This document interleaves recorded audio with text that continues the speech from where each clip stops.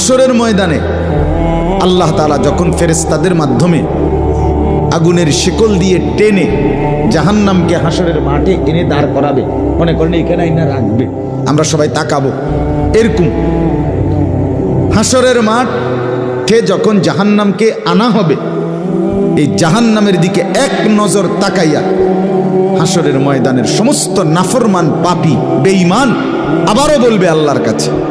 রব্বানা আখিরনা ইলা আজালিন করিব,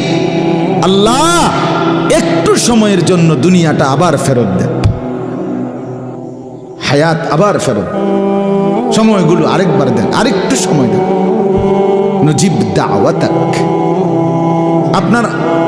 আপনার সব কথা তখন মেনে নেব, ওয়ানাত্তাবিউর রুসুল, আপনার রসুলদের আনুগত্য করব। আল্লাহ বলবেন না, না বান্দা, এখান থেকে কাউকে আর ফেরত দেওয়া